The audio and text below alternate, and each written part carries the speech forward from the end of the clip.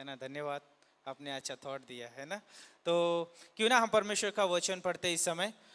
भजन संहिता उसका 1 अध्याय है ना, और उसका पहला पंक्ति में बोलता है, क्या ही धन्य है वो पुरुष जो दुष्टों की युक्ति पर नहीं चलता और न पापियों के मार्ग में खड़ा होता और न ठट्ठा करने वाले की मंडली में बैठता है। ओके, और यहाँ पर जो है दो पुरुष के बारे में बात कर रहा है। पहला पुरुष जो है धर्मी पुरुष है, और ये धर्मी पुरुष जो है क्या है, ये आशीषित व्यक्ति है। और ये आशीषित कैसे हुआ? ये व्यक्ति जो है परमेश्वर के वचन के ऊपर रात दिन मनन करता है, वो जो है परमेश्वर के संगति में रहता है, परमेश्वर की उपस्थिति में रहता है। जैसे कि हमने सुना अभी पहले मैसेज में कि वो समय देना है परमेश्वर को, परमेश्वर के वचन का आज्ञा पालन करना है, हमारा जीवन अनुशासित जीवन होना चाहिए, है ना। और हमारे पास एक प्रेरणा भी होती है। तो कहने का मतलब ये है, जो व्यक्ति धर्मी, यानी जो यहाँ पर एक सवाल है, धर्मी व्यक्ति है कौन? ओके, तभी हम जो है इस पॉइंट को समझ पाएंगे। धर्मी व्यक्ति है कौन? सवाल है सभी के लिए। धर्मी व्यक्ति वो है जो मानता है कि मैं पापी हूं, मैं खुद को बचा नहीं सकता हूं, या मेरे अंदर जो है कोई पवित्रता नहीं है, लेकिन मैं अपना विश्वास उस जीवित परमेश्वर के पुत्र पे करता हूं जिसने मेरे लिए वो लहू बहाया है। वो मुझे पवित्र कर सकता है, वो मुझे काबिल बना सकता है, और उस रीति से जो है उसके ऊपर निर्भर होता है या भरोसा रखता है, विश्वास रखता है, उसे हम धर्मी कहते हैं। और आज यहाँ पर जितने भी लोग बैठे हैं वो सब क्या है? धर्मी लोग हैं। याद रखिए, आप और हम विश्वासी है, और हम यीशु मसीह के द्वारा धर्मी ठहराए गए हैं। ओके, एक समय था कि हम पापी थे, लेकिन वो समय आया जब यीशु मसीह उस क्रूस पे मारा गया, और उस क्रूस पे जो है यीशु मसीह ने कहा कि पूरा हुआ। तो उस समय हम जितने भी इस धरती पर मनुष्य है, उन सारे मनुष्य के पाप जो है यीशु मसीह के ऊपर जो है थोपे गए, और यीशु मसीह की धार्मिकता उस क्रूस पे जो कोई विश्वास करता है उस व्यक्ति पर जो है थोपी गई, मनुष्य के ऊपर थोपी गई। और आज जब हम उसके ऊपर विश्वास करते हैं तो हम उसके उस पवित्र बलिदान की वजह से हम धर्मी ठहराए गए हैं। अगर आज इस संसार में अगर देखेंगे तो संसार के लोगों के सोच विचार बहुत अलग है। वो इस रीति से सोचते हैं कि यदि मैं कुछ अच्छे धर्म के काम करूंगा तो मैं धर्मी ठहराया जाऊंगा, कहलाया जाऊंगा, ठहराया तो नहीं, कहलाया जाऊंगा। और लोग कहते भी है, कुछ अच्छा भोजन दो, या कुछ अच्छे वस्त्र दान करो, या कुछ गरीबों को कुछ खाना खिलाओ, या जो है अच्छा बड़ा भोजन दो लोगों को, तो लोग बोलते वाह कितना अच्छा धर्म का कार्य कर रहा है, क्या धर्मी व्यक्ति है।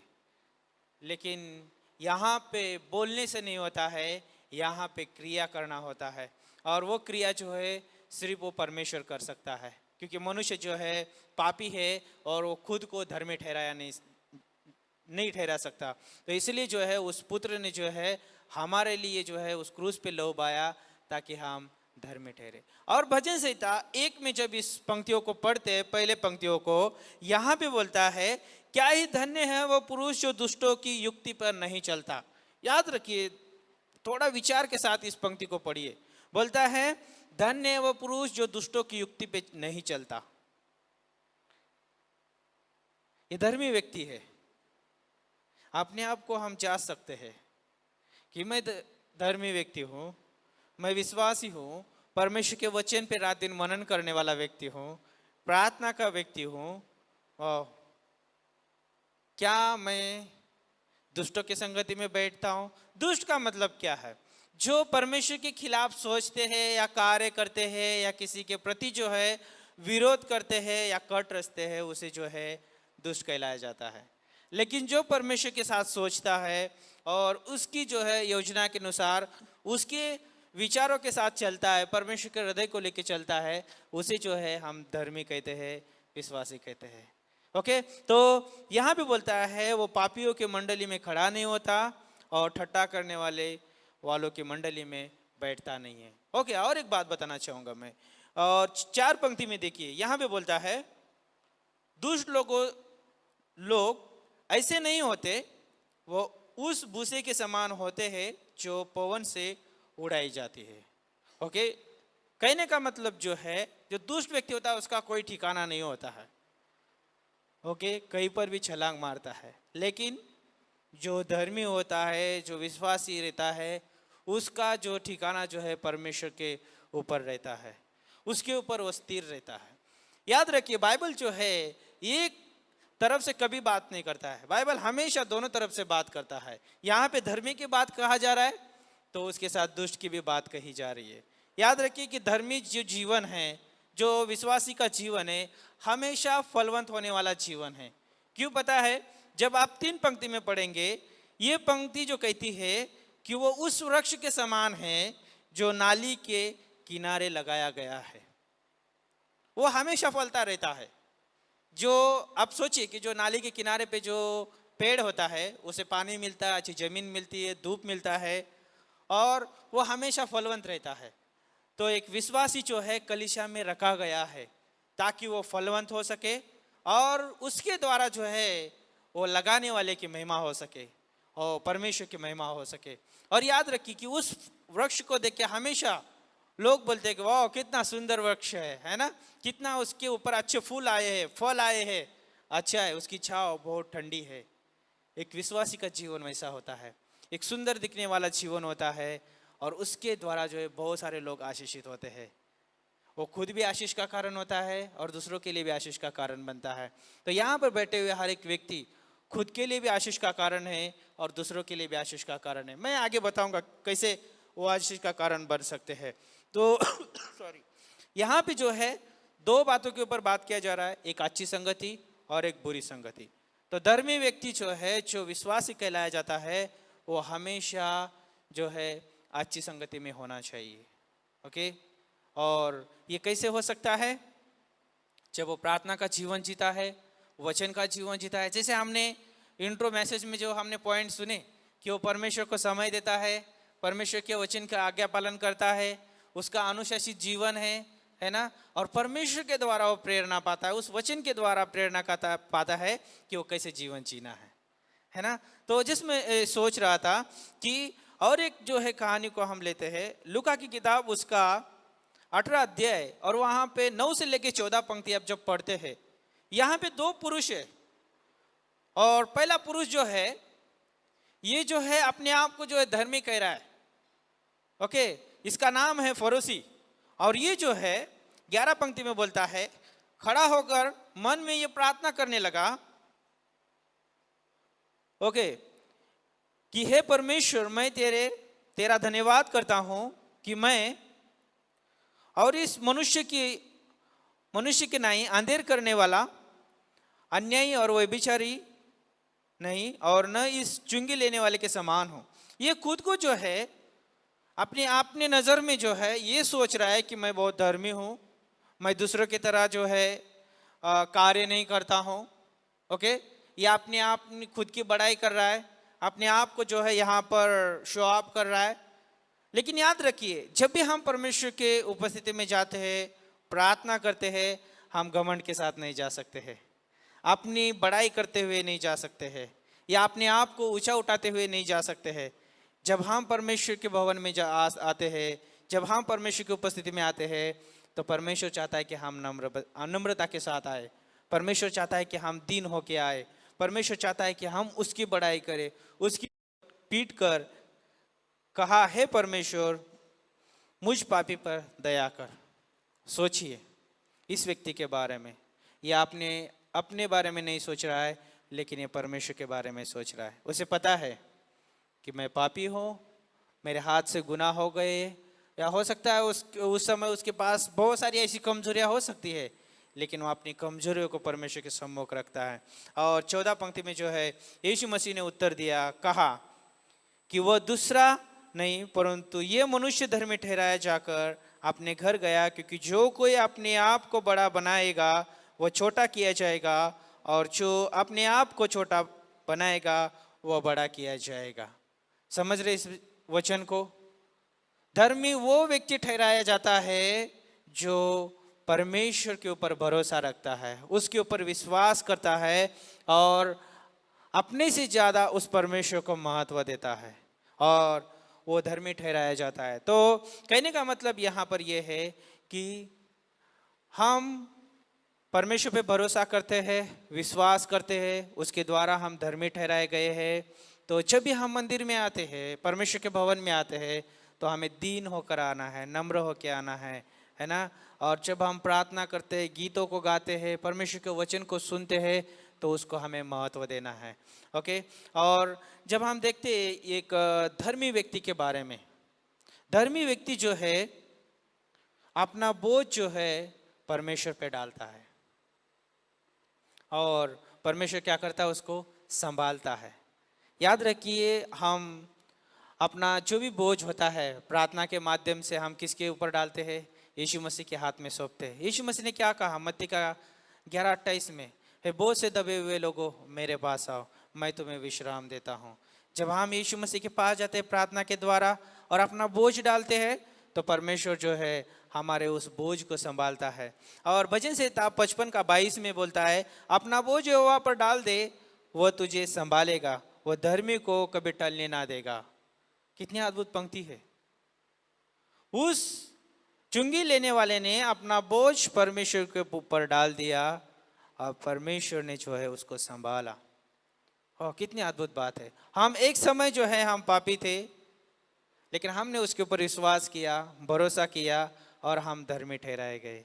और हमारा जो भी बोझ था हमने उसके हाथ में सौंप दिया, उसके द्वारा जो है हम धर्मी ठहराए गए। और याद रखिए, हम कभी जो है टलने का मतलब कभी खत्म नहीं होंगे, हम आनंद काल के लिए जो है बचाए गए। तो गीतों में एक सेंटेंस बहुत अच्छा था, है ना, परमेश्वर का प्रेम, है ना, हमें परमेश्वर के प्रेम से कोई वंचित नहीं कर सकता है, हमें परमेश्वर के प्रेम से कोई दूर नहीं कर सकता है ना। परमेश्वर का प्रेम जो है हमें जो है बनाए रखता है। तो कहने का मतलब ये है कि धर्मी व्यक्ति जो है चाहे वह गिरे तो भी वो पड़ा नहीं रहेगा, क्योंकि उसको उठाने वाला परमेश्वर है।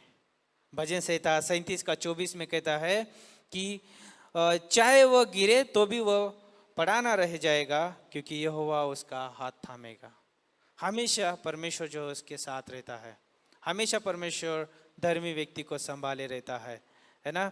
और जैसे भजन संहिता आप 1 में देखेंगे, 3 पंक्ति में देखेंगे, वहाँ पे बोला गया है चाहे उसके ऊपर धूप लगे, है ना, चाहे कितना भी उसके ऊपर जो है जैसे मानो कि अभी पेड़ का अगर उदाहरण लिया जाए तो उसके ऊपर बहुत सारा तूफान भी आता है, धूप भी लगता है ना, बहुत सारे खतरों का सामना करना पड़ता है, लेकिन फिर भी वो पेड़ जो है हरा भरा रहता है, फलवंत होता है। क्यों पता है? क्योंकि उसकी जड़ें मजबूत होती है।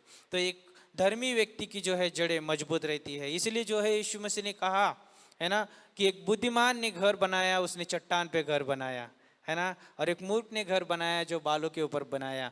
तो धर्मी व्यक्ति जो है हमेशा उसका घर उस चट्टान पे है, यीशु मसीह के ऊपर है। चाहे उसके ऊपर कितने तूफान आए, है ना, कितना भी जो है उसके ऊपर जो है उसकी नींव हिलाने वाली जो है भूकंप भी आए, तो भी याद रखिए कि उसकी नींव जो है उस चट्टान पे डाली गई है, और इसलिए जो है वो धर्मी कहलाया जाता है। तो धर्मी व्यक्ति के ऊपर हमेशा परमेश्वर की दया बनी रहती है, और वो परमेश्वर धर्मी व्यक्ति की हमेशा आशा पूरी करता है, क्योंकि वो आशा का दाता है ना। और याद रखिए कि एक धर्मी व्यक्ति हमेशा परमेश्वर के उपस्थिति में जीवन जीता है, उसकी व्यवस्था से प्रसन्न होता है, यानी उसके वचनों से प्रसन्न होता है, उसकी उपस्थिति में जीवन जीता है। और वो व्यक्ति जो है दीनता के साथ, नम्रता के साथ परमेश्वर की महिमा करता है। तो जिसमें ये मैसेज इसलिए दे रहा हूं कि जब हम परमेश्वर के भवन में आते हैं तो हमें खुद को याद दिलाने की जरूरत है कि मैं एक धर्मी हूँ, परमेश्वर के द्वारा धर्मी ठहराया गया हूँ, मैं एक विश्वासी हूँ। मुझे है नम्रता के साथ, दीनता के साथ आना है, और मुझे जो अपनी महिमा नहीं करना है या दूसरों को किसी को देखते हुए मुझे अपने आप को ऊंचा नहीं उठाना है, लेकिन मुझे परमेश्वर को ऊंचा उठाना है। क्योंकि मैं जिस इस भवन में बैठा हूँ तो इसी समय मैं परमेश्वर के साथ भी बैठा हूँ, है ना, क्योंकि परमेश्वर की उपस्थिति हमारे साथ है। तो याद रखिए कि जो धर्मी व्यक्ति होता है हमेशा परमेश्वर पे भरोसा रखता है और परमेश्वर की अगुवाई में चलता है ना। और भजन संहिता उसका 37 उसका 5 में बोलता है, अपने मार्ग की चिंता यहोवा पर छोड़ और उस पर भरोसा रख, वो पूरा करेगा। क्या करता है? धर्मी व्यक्ति जो है अपने मार्ग की चिंता जो है किसके ऊपर छोड़ता है? यहोवा के ऊपर छोड़ता है और वो उसके ऊपर भरोसा करता है।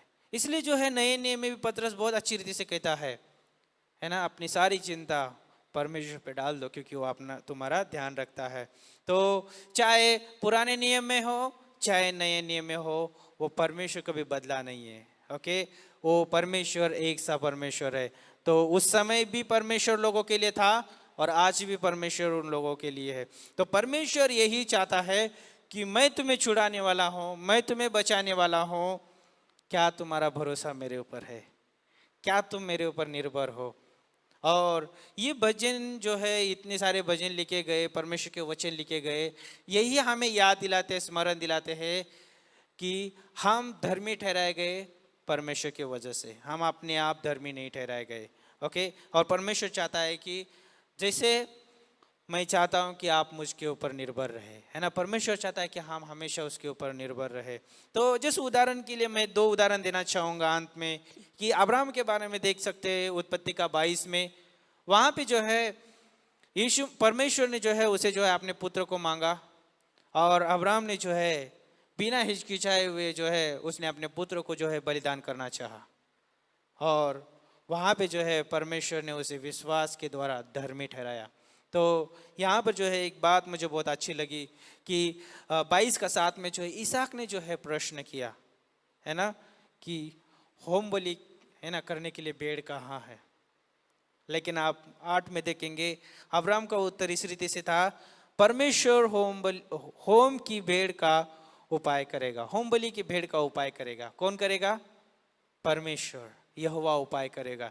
तो जब हम परमेश्वर के ऊपर भरोसा रखते हैं, हम उसके ऊपर निर्भर रहते हैं, तो हम परिणामों को देखते नहीं है। परिणाम हम परमेश्वर के ऊपर छोड़ते हैं, और जब हम परिणाम परमेश्वर के ऊपर छोड़ते हैं, परमेश्वर बुरा परिणाम कभी लेके नहीं आता, क्योंकि परमेश्वर मनुष्य के प्रति भलाई करता है और भलाई करने वाला परमेश्वर है। और परमेश्वर ने उसके पुत्र को नहीं लिया, लेकिन उसने एक चित्रित किया कि मुझे तेरा पुत्र नहीं चाहिए, लेकिन मेरा पुत्र जो है आप सभी मनुष्य के लिए जो है क्या करेगा? वो बलि ठहरेगा, वो अर्पण ठहरेगा जो सारे मनुष्य जाति के लिए होगा, और जो कोई उसके ऊपर विश्वास करेगा वो धर्मी ठहराया जाएगा, है ना। अब्राहम ने जो है उसी समय विश्वास किया कि वो परमेश्वर जो है धर्मी ठहराने वाला है, और वो विश्वास के द्वारा धर्मी ठहराया गया।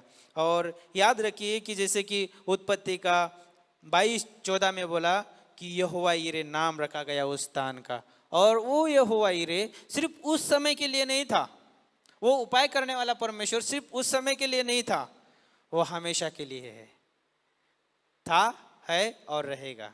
ओके, यहोवा यिरे उसका नाम, उस स्थान का नाम रखा गया क्योंकि स्वयं परमेश्वर उपाय करेगा। क्या आज परमेश्वर उपाय करता है हमारे जीवन के लिए? यस, उपाय करता है। वो उस समय भी उपाय करता था, आज भी उपाय कर रहा है और करता रहेगा। ओके, तो हमें याद रखना जरूरी है, हम जो है परमेश्वर के द्वारा धर्मी ठहराए गए हैं, हम उसके लोग हैं, हमें उसके ऊपर निर्भर रहना है। परिणाम का जो है इंतजार नहीं करना, परिणाम परमेश्वर के हाथ में है और वो हमारे लिए खूबसूरत है, सुंदर है ना। और एक बात जो है अंत में जो है हबक्कुक का 2:4 में बोलता है, परंतु धर्मी अपने विश्वास के द्वारा जीवित रहेगा। क्या बोलता है? धर्मी हमेशा विश्वास के द्वारा जीवित रहेगा। और सिर्फ पुराने नियम में ही नहीं बोलता है कि धर्मी विश्वास के द्वारा जीवित रहेगा। अगर आप जो है नए नियम में इब्रानियों का 10:38 में देखेंगे, वहां पे बोलता है कि धर्मी विश्वास के साथ द्वारा जीवित रहेगा। गलातियों का 3:11 में बोलता है धर्मी विश्वास के द्वारा जीवित रहेगा। और रोमियो का 1:17 में बोलता है धर्मी विश्वास के द्वारा जीवित रहेगा। चाहे वो पुराने नियम में हो, धर्मी विश्वास के द्वारा जीवित रहेगा, नए नियम में हो, वो धर्मी विश्वास के द्वारा जीवित रहेगा। क्या विश्वास है? उस परमेश्वर के ऊपर विश्वास है। इसलिए जो है हमें याद रखना जरूरी है कि धर्मी पुरुष जो है, भजन संहिता 112 4 से लेकर 9 पंक्ति जो पढ़ते हैं उसमें कुछ पॉइंट जो है मैं अंत में बताऊंगा। धर्मी पुरुष जो है दूसरों के लिए जो है आशीष का कारण बनता है। क्या होता है धर्मी पुरुष? दूसरों के लिए आशीष का कारण बनता है और वो खुद के लिए भी आशीष का कारण रहता है। और वो जो है हमेशा दूसरों को अनुग्रह देता है, दूसरों के प्रति दयावंत रहता है और विपत्ति के समय में जो है वो स्थिर रहता है। इसलिए जो है नीति वचन का 24:16 में कहा है, चाहे धर्मी 7 बार गिरे 7 बार वो उठ खड़ा होगा। कहने का मतलब ये है कि धर्मी कभी भी टलेगा नहीं, धर्मी का कभी अंत नहीं है। ओके, वो हमेशा जीवित रहेगा।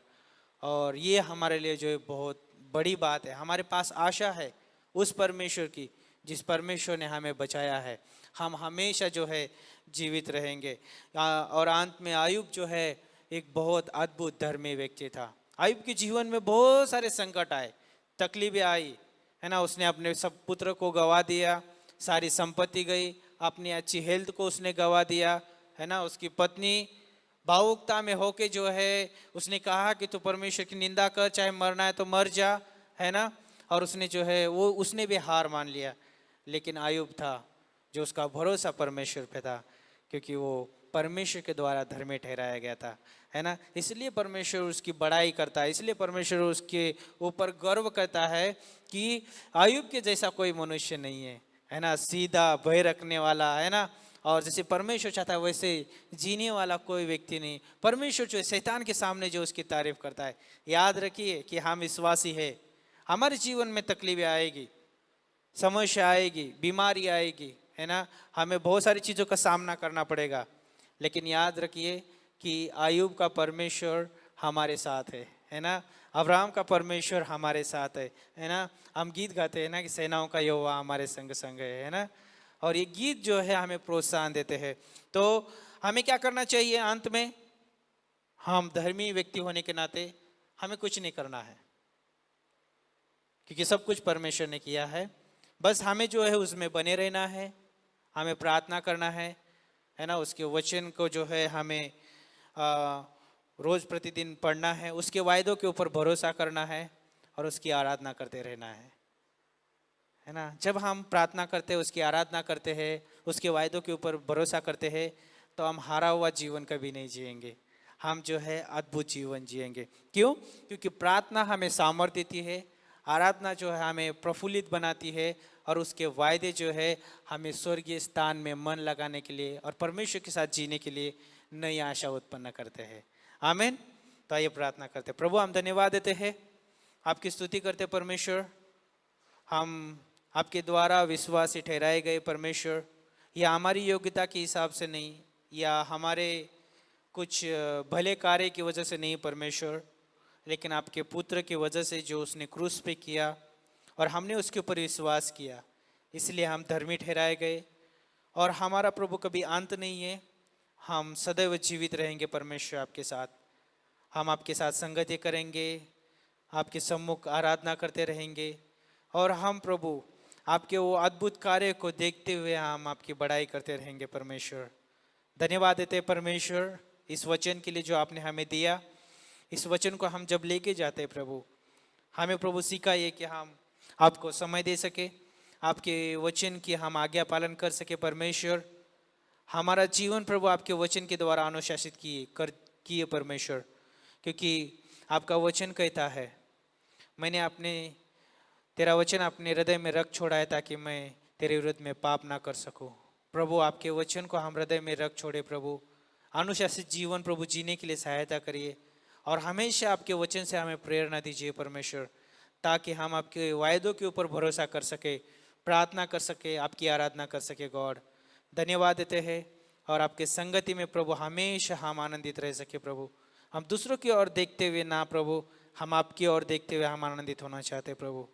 धन्यवाद देते गॉड, इस कलीसिया को आप आशीषित करिए और प्रभु इस वचन को प्रभु जब वो लेके जाते हैं प्रभु आप हमेशा याद दिलाइए परमेश्वर, आपके वायदे, आपकी जो उपाय करने वाली परमेश्वर महान शक्ति और प्रभु यीशु मसीह आपके चरित्र और आपके गुणों को प्रभु हमेशा प्रकट करिए प्रभु।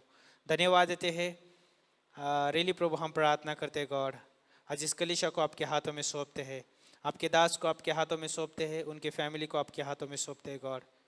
इस्तेमाल करिए प्रभु यीशु मसीह, आपकी सेवा के लिए, आपके कार्य के लिए। यीशु के नाम से हम मांगते हैं, आमीन।